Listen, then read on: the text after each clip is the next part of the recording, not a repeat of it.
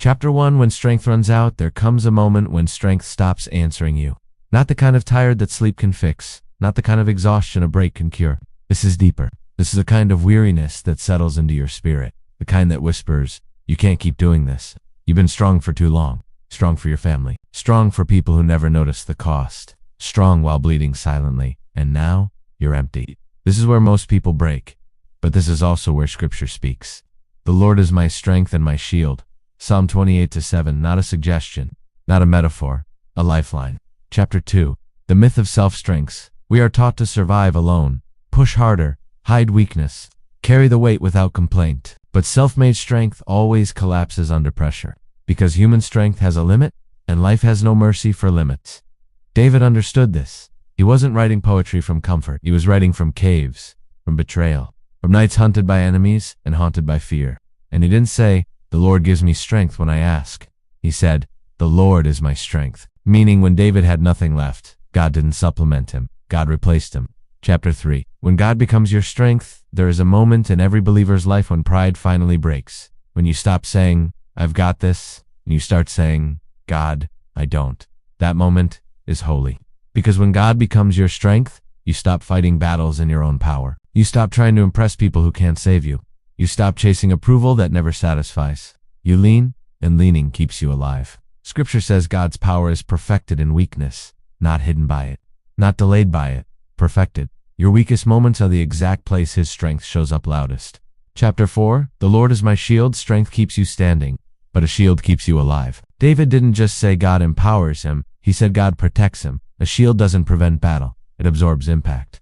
There are attacks you never saw coming, words spoken behind your back, plans sabotaged and silenced, spiritual warfare happening while you slept, and yet, you're still here, still breathing, still standing, still believing. That wasn't because you dodged every blow. That was because God stood between you and what was meant to destroy you. Chapter 5. Invisible protection. Some of God's greatest protection never announces itself. He blocks relationships you begged for. He delays breakthroughs you prayed over.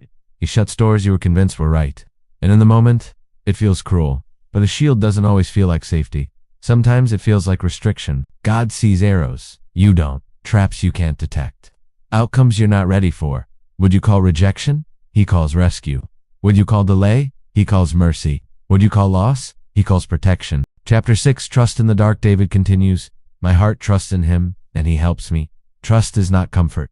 Trust is staying when everything in you wants to run. Trust is obedience without explanation. Faith without clarity. Hope without evidence.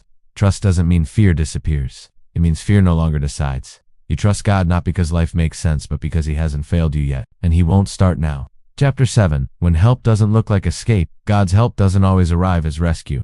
Sometimes it arrives as endurance. He doesn't remove the storm. He keeps you steady inside it. He doesn't silence the enemy. He strengthens your spine. He doesn't change the situation. He changes you. And that kind of help lasts longer than comfort ever could. Because God isn't building convenience. He's building character. Chapter 8. Praise is warfare. David ends with praise. Not because the danger disappeared, but because trust shifted his focus.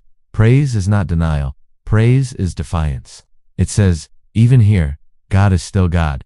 When you praise in dark seasons, you're not pretending the pain isn't real. You're declaring the pain doesn't have authority. Praise reminds your soul who is actually in control. Chapter 9. Applying this to your life, so hear this clearly. You were never meant to carry everything alone.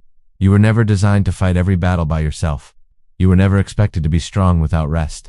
God is your strength when your hands are shaking. God is your shield when the attacks keep coming. Your responsibility is not perfection, it's surrender.